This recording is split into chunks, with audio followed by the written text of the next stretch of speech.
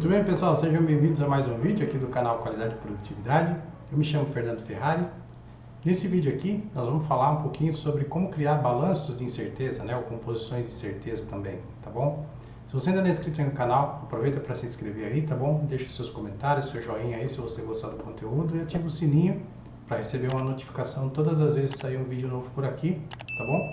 E vamos lá, né? Vou chavear aqui para a tela agora, tá bom? Vamos falar então hoje aqui sobre como criar balanços de incerteza, né? Muito comum aí em laboratórios, né? Eu vou mostrar aqui uma maneira um pouco simplificada, tá? Existem balanços de certeza mais complexos que esses daqui, tá? Mas isso aqui serve para dar uma noção, né? Uma pequena introdução aí do que é um balanço de certeza ser composto aí, no caso, determinar, né? Um balanço de certeza para um determinado tipo de medição que é realizado, né? Por um determinado laboratório aí, por exemplo, tá, pessoal? Então, balanços de incerteza, né, nada mais são do que uma planilha, né, com a composição de todas as incertezas aí que estão relacionadas com determinado processo de medição, né, e as suas informações, tá? E até o momento que você chega aí, né, à incerteza expandida, né?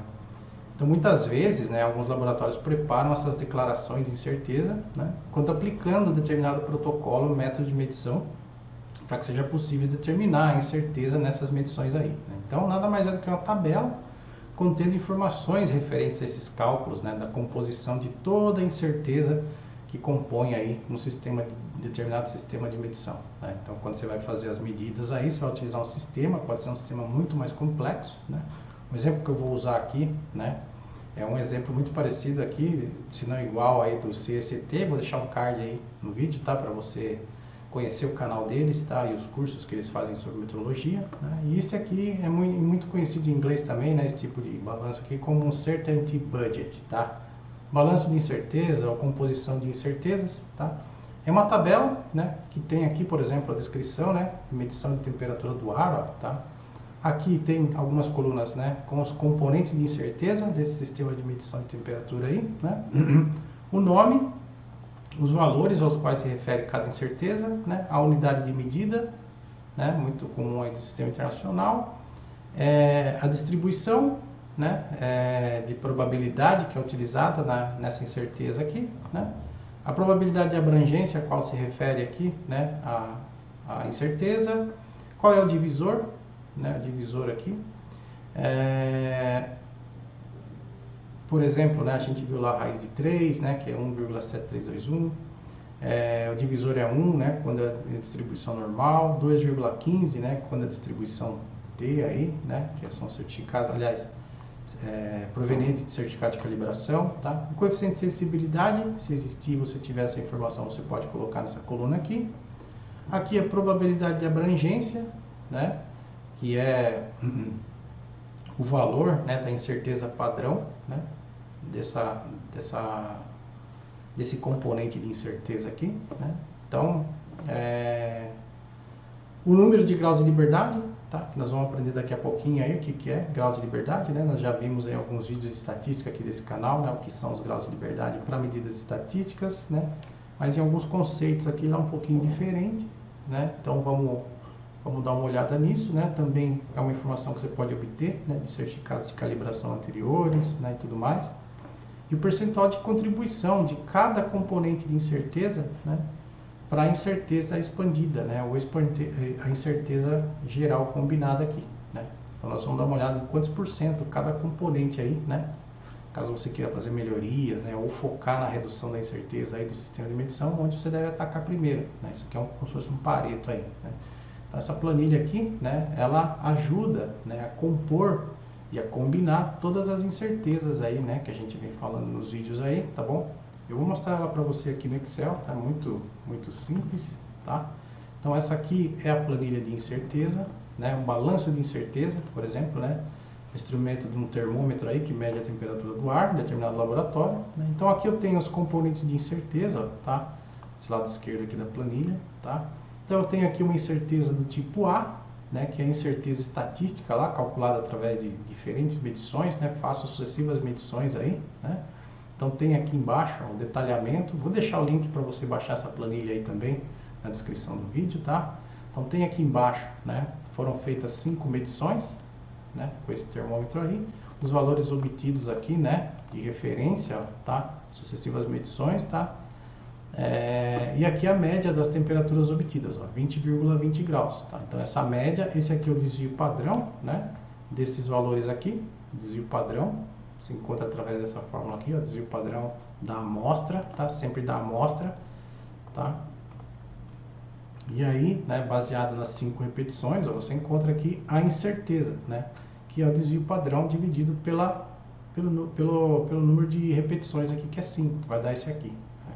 Então, se você dividir o desvio padrão por 5 aqui, pela raiz de 5, aliás, desculpe o erro, você vai encontrar aí o que a gente chama de incerteza, né, padrão para a incerteza do tipo A, né, que ela é obtida estatisticamente aí. Né? A distribuição é normal, né, estamos usando média de desvio padrão, então são parâmetros da distribuição normal, né, unidade de graus Celsius aqui, o valor que deu, né, é esse valor aqui, 0,1303, né, 0,4 ali arredondado, né, 0,384. A probabilidade de abrangência, né, para distribuição normal aqui, nesse caso aqui, é 68%, né, o divisor, né, é igual a 1, né, ou seja, não preciso dividir esse valor aqui por nenhum divisor, como a gente viu lá nas incertezas do tipo B, né? O meu denominador lá não está relacionado a isso, né? O coeficiente de sensibilidade é igual a 1, ou seja, não há transformação no valor real aqui, né? A probabilidade de abrangência e o valor do coeficiente de sensibilidade sendo igual a 1, ó, nota que ele vai ficar exatamente igual a 1 aqui, ó, tá? O divisor é igual a 1, né? Então fica o mesmo valor aqui, ó, tá? Eu tenho 4 graus de liberdade, ou seja, 5 leituras menos 1, né? E vou fazer isso, né? Depois que eu fizer todas aqui, obviamente eu posso calcular esse percentual, vou chegar lá já, tá? Depois eu tenho aqui uma outra componente, ó, que é uma componente do tipo B, tá? Que é uma incerteza de calibração, né, do termômetro. Ela foi obtida de um certificado de calibração, tá? E lá no certificado está declarado um valor de 0,4 em graus Celsius. Vai ter lá também a distribuição e a probabilidade de abrangência, tá? Vai ser sempre 95%, porque nos certificados de calibração sempre a incerteza expandida, né? Tá lá declarado. O divisor é 2,15, sensibilidade também é 1, e eu divido, né? Eu faço aqui, na verdade, a multiplicação, ó, né? Desse valor aqui, né? Que é o valor correspondente da incerteza, né, o valor absoluto, multiplicado aqui, né, pela sensibilidade e divido pelo divisor aqui, né, obtido lá, né, eu tenho aqui, para mudar o fator de abrangência aqui para 68%, tá? Essa é a função do divisor. Então, o que acontece aqui? Na verdade, está vindo de lá do certificado de calibração com K igual a 2,15, né? E foram feitas 19 lá, né, leituras lá. Graus de liberdade declarado lá no certificado de calibração, né? Também está lá 18. Então, você pode fazer essa conta aí, né? Nada mais é do que multiplicar, né? O valor aqui da incerteza, do componente de certeza de calibração, né? Obtido lá do certificado de calibração, né? Multiplico pelo coeficiente de sensibilidade, né? Nesse caso aqui é 1 mesmo, e divido pelo divisor lá também, que veio lá, né, do certificado de calibração, tá? Então você transforma, né, o papel desse divisor aqui é transformar tudo em 98%. Como lá no certificado declarou 95% de abrangência, se você dividir por 2,15, né, você vai obter aqui o valor de 0,18605, tá? Esse aqui é o número de graus de liberdade, também está presente, né? Se você olhar lá o certificado de calibração também vai estar lá. Tem mais um aqui que é a deriva do termômetro com o tempo, ou seja, quanto que essa calibração vai variar à medida que o tempo passa, né? Ela tem um decaimento aí, né? Então está declarando aqui a 0,1 graus, né? Uma distribuição retangular, né? Probabilidade de abrangência para a distribuição retangular, né, é sempre 100, tá? Então é sempre 100%, você pega sempre os extremos da curva, né? Triangular e retangular são sempre 100%, tá? O divisor, né, como a gente viu lá, né, nos vídeos anteriores, lá nas incertezas do tipo B, né? Aqui é a raiz de 3, que é igual a 1,7321, aqui até a quarta casa, né? Também faz a conta aqui, né? E a incerteza padrão U, né, calculada aqui, é justamente, né, o produto do valor da incerteza aqui, multiplicado pelo coeficiente de sensibilidade, dividido pelo divisor aqui da distribuição retangular, tá? É a raiz de 3 esse número aqui, tá bom? Então dá esse valor aqui, ó, tá? Essa é a incerteza padrão devido à deriva do termômetro no tempo que a gente mediu lá no certificado de calibração, que é igual a 0,1. A resolução do termômetro também pode ser obtida no manual do fabricante, né? De 0,05 graus Celsius, né? Então uma variação de 0,05 graus Celsius aí consegue detectar, né? Probabilidade de abrangência também 100, retangular, né? Distribuição retangular, divisor igual, e aqui a conta, né? A coeficiente de sensibilidade igual a 1, também dá a incerteza padrão aqui, né? De 0,02887. Nota que eu estou declarando todas as incertezas padrão que compõem aqui um sistema de medição de temperatura, tá? E aqui o desvio de linearidade, né? Também obtido aí do manual do fabricante, ó, que é de 0,1 graus Celsius, né? Também, né, 100% de abrangência porque a distribuição é retangular considerada, né? E a incerteza padrão aqui, né, deu parecido aqui com a deriva do termômetro no tempo, né? Então, são todas essas incertezas aqui que eu estou declarando que estão presentes nesse sistema de medição de temperatura, né? Aí você deve ter notado aqui, né, que os graus de liberdade para esses caras aqui, né, que é a deriva do termômetro, a resolução do termômetro, o desvio de linearidade, né, são as informações que são declaradas lá, né? Não estão no certificado de calibração, baseado numa amostragem utilizando o instrumento, né? São declarações do fabricante. Então, os graus de liberdade aqui são considerados infinitos, tá? E para efeito de conta aqui, você coloca um número muito grande aqui, né? Acima de 1 milhão aqui, já é um número bastante grande para ser considerado infinito os graus de liberdade aí, tá bom, pessoal? Então, você coloca um número bem grande aqui, né? E aí, baseado, né, nessas incertezas aqui, né, a gente vai calcular aqui o que é a incerteza combinada, ou seja, um sistema, né, que tem todas essas incertezas aqui presentes, né, e expressa lá um valor de temperatura, ó, tá? Então, a incerteza combinada, a gente já viu aí que é a raiz da soma dos quadrados das incertezas padrão, né? Então, vou combinar essas incertezas, vou elevar todas elas ao quadrado, vou somar e vou tirar a raiz. É exatamente isso que essa fórmula aqui está fazendo, ó, tá? Então eu tiro a raiz da soma dos quadrados de todas as incertezas padrão U aqui, tá? Então esse é o valor da minha incerteza combinada, incerteza padrão combinada nesse sistema de medição aqui, tá? Então isso aqui é o balanço de incertezas aí, né? Para mim encontrar aqui, né, a incerteza expandida, né, eu preciso, né, encontrar o meu fator K aqui de multiplicação, tá? E eu só posso encontrar esse fator K se eu conseguir determinar quantos graus de liberdade, né, eu possuo, tá, nesse sistema aqui, tá? Então fica muito difícil de você encontrar, né, os graus de liberdade quando você tem situações como essa aqui, ó, tá? Graus de liberdade tendendo a infinito aqui, né? Nesse aqui estão declarados, esse aqui é obtido estatisticamente, é o N-1, né? Foram 5 leituras, N-1 dá 4, esse aqui foram 18, né? Tá lá também no certificado de calibração, né? 18 graus de liberdade para esse cara aqui, né? E tem aqui, ó, tá? Infinito ou 1 milhão aqui, né? Para esses três. Eu tenho uma maneira, né? Existe uma fórmula, na verdade, para você encontrar, né, o desvio padrão, né? Aliás, perdão, os graus de liberdade, né? E essa fórmula, né, se chama fórmula de Welch-Satterthwaite, tá? Que nada mais é, né? Tá vendo aqui, graus de liberdade efetivos, né?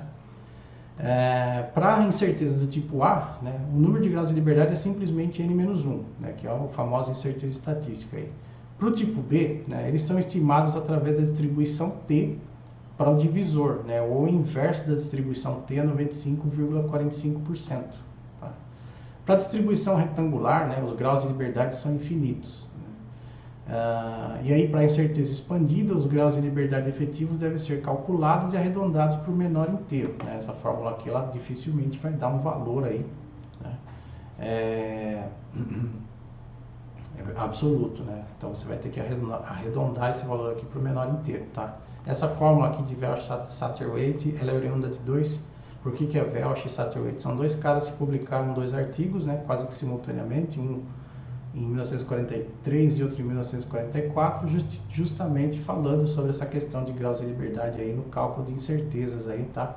Relacionadas a estudos laboratoriais, tá bom? Então, esse número de graus de liberdade efetivos, né, nada mais é do que a incerteza combinada elevada à quarta, tá? Dividido pela soma, né, de cada uma das incertezas dividida pelo seu respectivo grau de liberdade. Tá? Então, esta fórmula aqui, né, nos dá, né, os números de graus de liberdade efetivos aí, né? Eu vou mostrar aqui na planilha para você, ó, tá? Essa fórmula aqui no Excel, tá? Você vai conseguir encontrar aqui, ó, tá? Tem aqui, opa, desculpa, eu estou olhando a fórmula errada, então, ó, anota aqui o que ele está fazendo aqui, né? Exatamente aquela conta lá, né? Estou pegando aqui a incerteza padrão combinada, elevando a quarta, tá? Que é essa parte aqui da equação, né? E estou somando, né? Cada um das incertezas aí, né? Elevado à quarta, dividido pelo seu respectivo grau de liberdade aqui, ó. Então, pego esse valor, eleva a quarta, divido por 4, né? Faço a mesma coisa para esse cara, eleva a quarta, divido por 4, somo dois valores, 3, 4, 5, somo tudo, né? Coloco no denominador, resolvo essa conta aí, né? E vou chegar no valor aqui, ó, tá? De 25,2 graus de liberdade, ó, tá? Então, na verdade, aqui seria 25, né?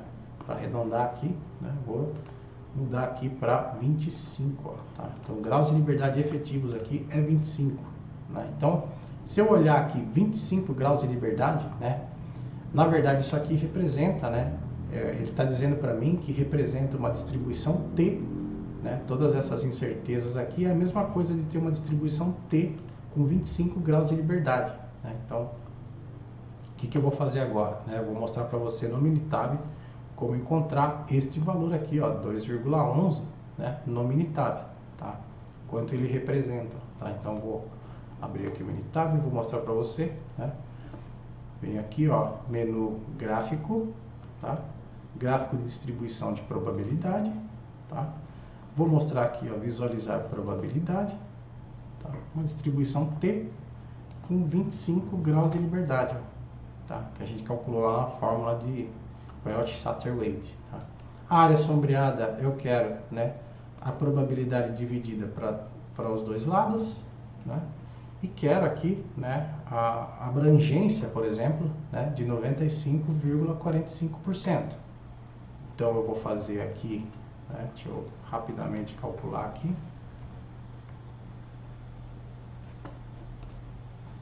Para mim fazer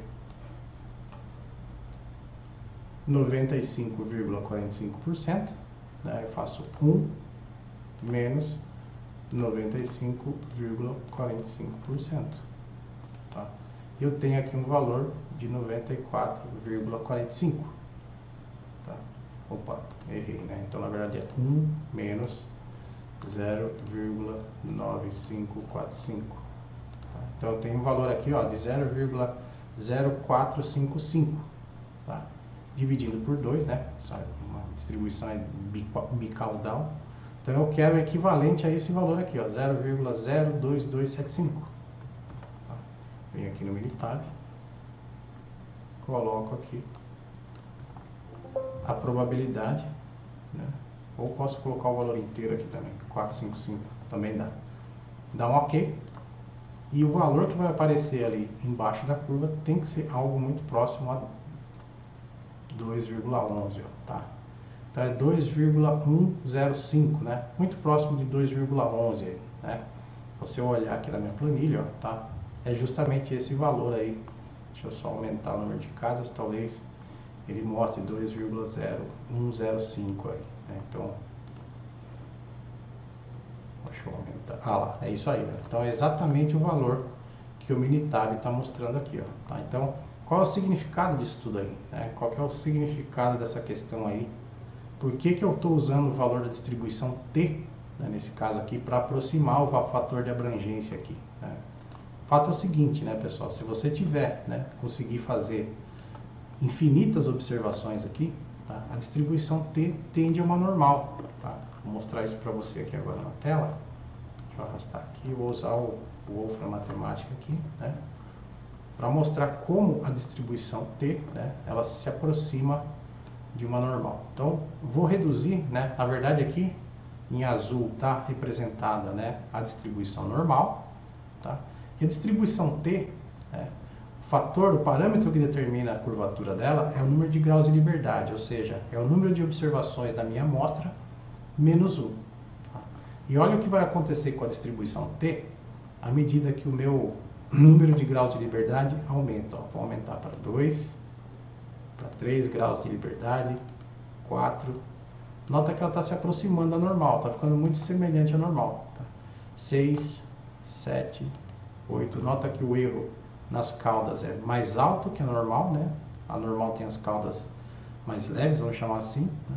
E a média é que ela fica um pouquinho para baixo, né? A densidade de probabilidade. E à medida que eu avanço isso, né? Tendendo a infinito, ó, tá? Nota o que aconteceu aí, que ele acabou, né, convergindo aí, né? Então, à medida que eu aumento, né, o meu número de graus de liberdade, né, a distribuição T e a distribuição normal, ela tem praticamente o mesmo comportamento aí, né? Então, eu vou tentar. Deixa eu só voltar aqui. Vou parar. Vou reduzir aqui bastante para ver se eu consigo mostrar para vocês. Mesmo assim está bastante ainda. Só um minutinho que eu vou conseguir ajustar aqui.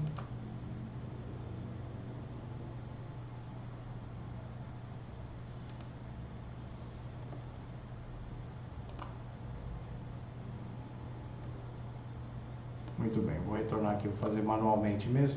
Então, à medida que aumenta aqui o número de graus de liberdade, nota que a distribuição T em vermelho aí, ela vai se aproximar da normal, né? Quando eu chegar ali próximo de 20 ou 25, né? Dizem que é muito próximo de 50, eu entendo que a partir de 25 já está muito próximo da normal, né? Então, nota que eu vou subindo aqui o número de graus de liberdade, é praticamente a mesma coisa, a função densidade de probabilidade acumulada aí, né? Da distribuição normal e da distribuição T.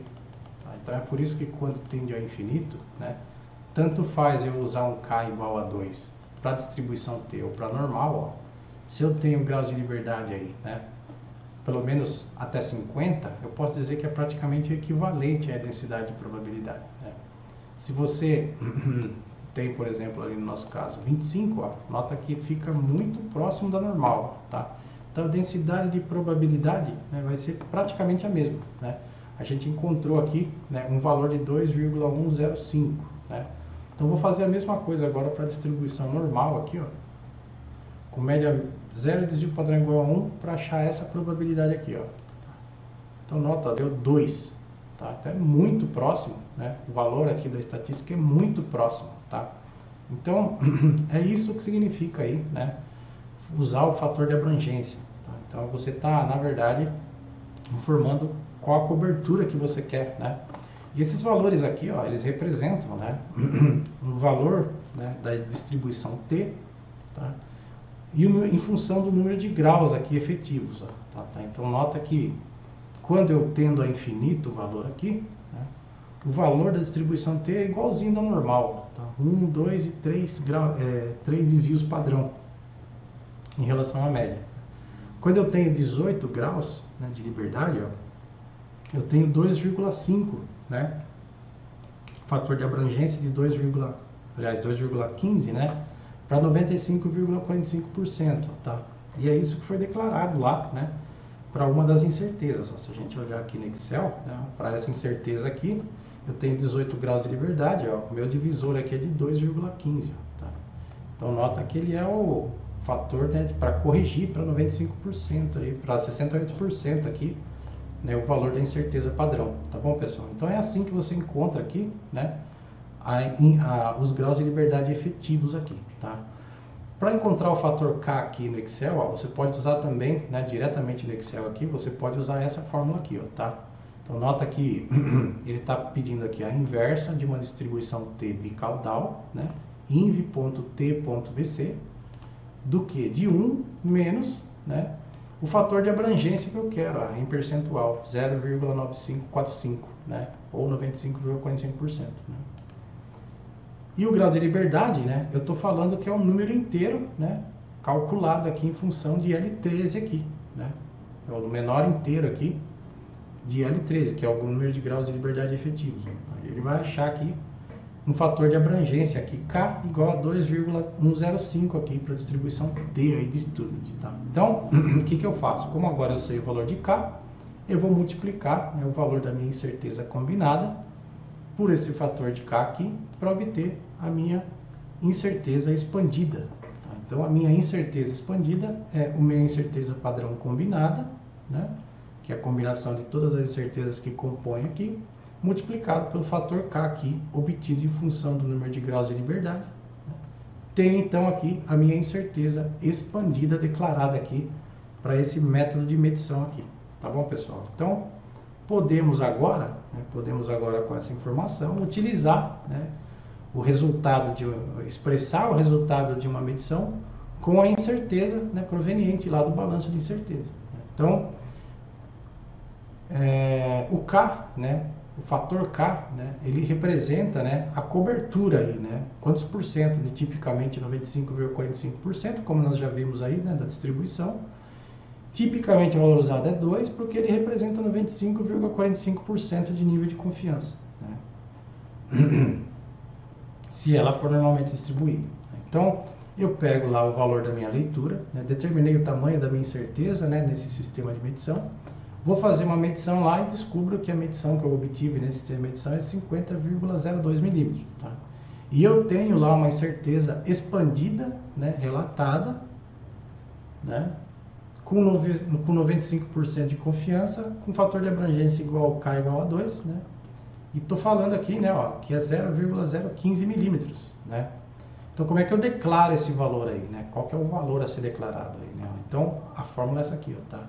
É o valor Y menos a incerteza, né? Eu sei que o valor real da peça vai estar entre o valor Y menos a incerteza e o valor Y mais a incerteza, por isso que é mais ou menos aqui, ó. Então, muito simples, né, pessoal?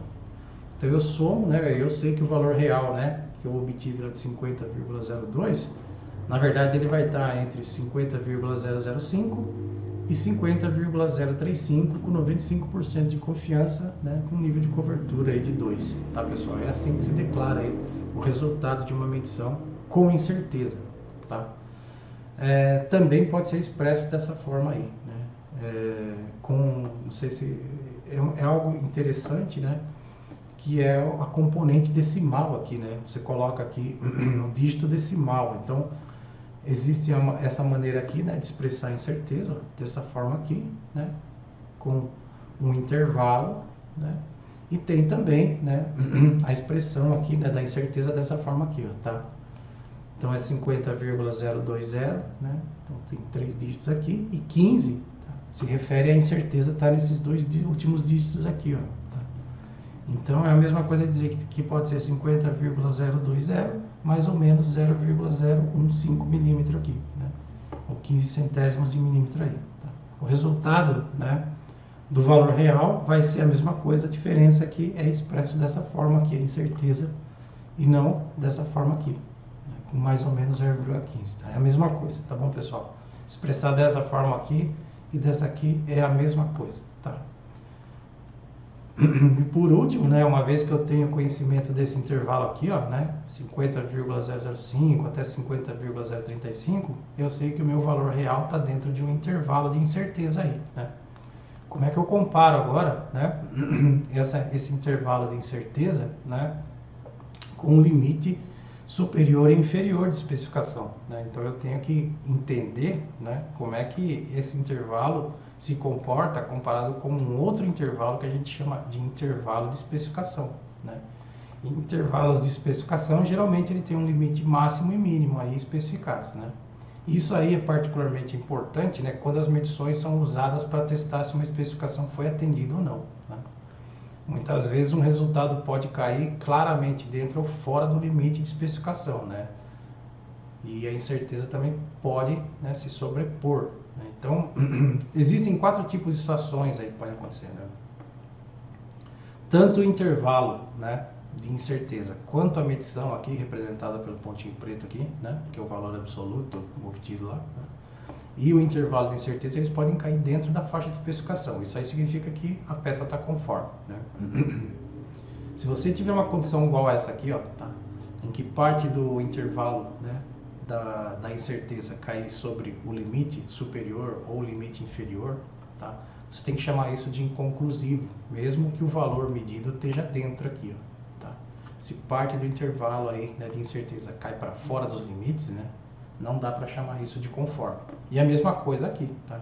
Se o valor absoluto lido está acima, né, da especificação superior ou inferior, e um pedacinho do intervalo da incerteza caiu dentro, não quer dizer que a peça está conforme, tá? Ou o mensurando está conforme. E o pior dos casos, né, nem o intervalo de incerteza está caindo nem para dentro aí, né, do limite de especificação. Então, nesses casos aí, mesmo com a declaração de incerteza, né, o intervalo está completamente fora aí do limite de especificação. Então, nesses casos aí, você precisa dizer, né, e declarar que a peça é não conforme, né? A peça não, mensurando, né, é não conforme. Tá bom, pessoal? Então é isso, tá? Para esses vídeos aqui sobre incerteza, tá? Espero que vocês tenham gostado aí, tá? Do conteúdo, tá? Se você gostou, ativa o sininho aí, tá? Se inscreva aí no canal, deixe seus comentários com dúvidas, sugestões, correções, são sempre muito bem-vindas, tá? Um forte abraço e até o próximo vídeo aí. Tchau, tchau.